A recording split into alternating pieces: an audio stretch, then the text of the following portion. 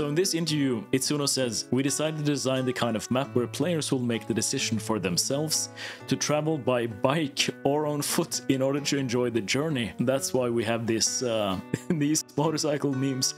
And this, imagine coming up to Gregorian at the final battle looking like this motherfucker. That's amazing. There's something interesting, and that's the unarmed attacks here. You see here, you have there's hope for a monk class, let's just say that.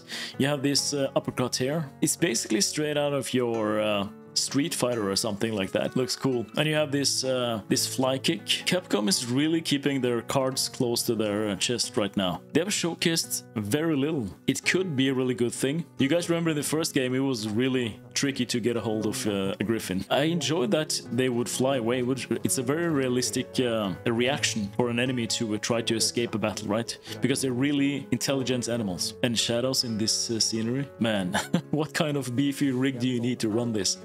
That is my question right now. Are you guys upgrading your rig for Dragon's Dogma 2? Man, the AI in this game is gonna be something else. Just stop, don't fight over me. I kinda love it soon. Pretty intense character creator, but Dragon's Dogma 2 has upped the Yeah, I ante. mean, intense is an understatement. Let me show you something. There are so many of these. I mean, look at the resemblance here. Let's see if you can find some other good. Yeah, I mean, it's insane what you can do with the character creator in this game. So yeah, my creation would look good, right? And then I go into the game and you see your creation in the first cutscene, and then you're like, what the fuck did I create here?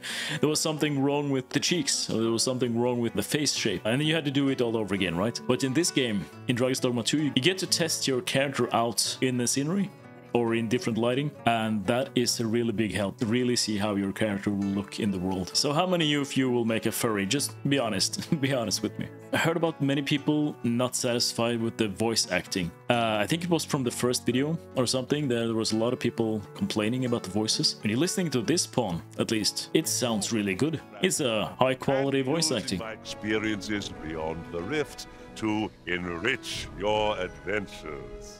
You made a hot beastren pawn because you're a furry. I made a hot beastren pawn because I love rich crystals. I love theory crafting, and that's why I made them. It doesn't mean that I'm disappointed if we get these 9 very unique classes, right? But if we just look into these classes and what's new, right, from the first game. Just looking into this, we have the fighter. That is basically the same as before.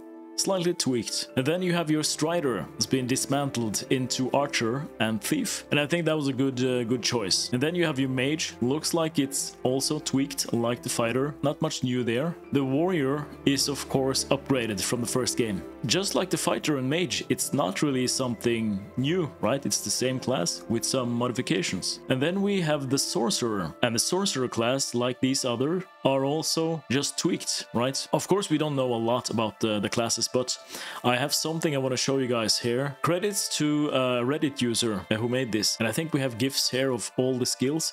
He went into the demo, and it's a lot of information about the classes. You get an insight on what these classes would look like, right? Augments, you have core skills, and you have a lot of the skills for the classes already revealed here. Talking about the vocations and how they will look is very interesting, and theory crafting about them is also fun. And I want to talk about these 3 hybrids, right? We have the Magic Archer. Looks also that it's been taking a lot of the things they changed in Dragon's Dogma Online.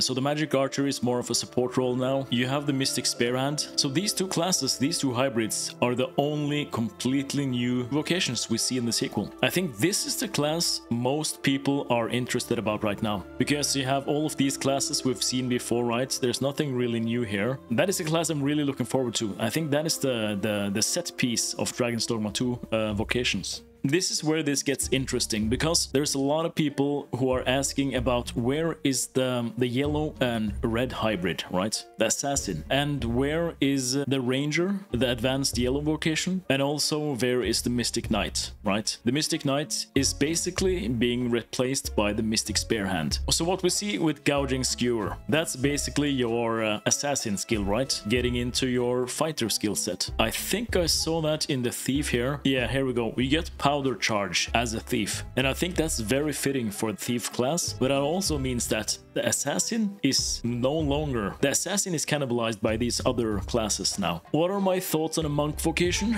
No doubt about it.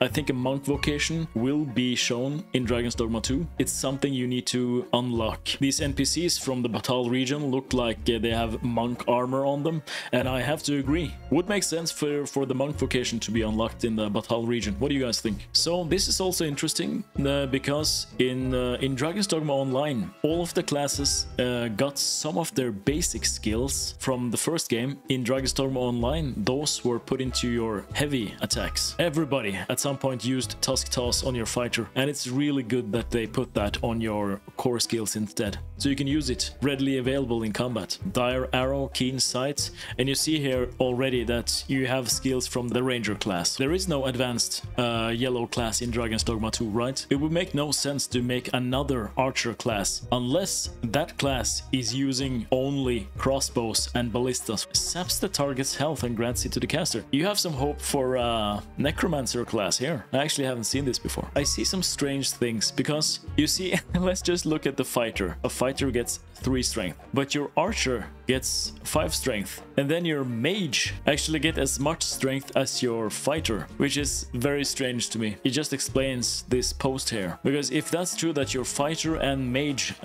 stat growth is the same, then your mage is buff as fuck, right? This is the tweet where Hideaki Tsuno says, "This is a real katana. I went to study Japanese swords." So this was during the development of Dragon's Dogma 2, right? So the only thing this can mean is that we will get some kind of katana. It's the only thing that makes sense with this post, right? It's a really interesting way for Hideaki Itsuno to phrase this. It could also be a bad translation like the bike thing, but I think it's just a very confident Itsuno we're seeing here.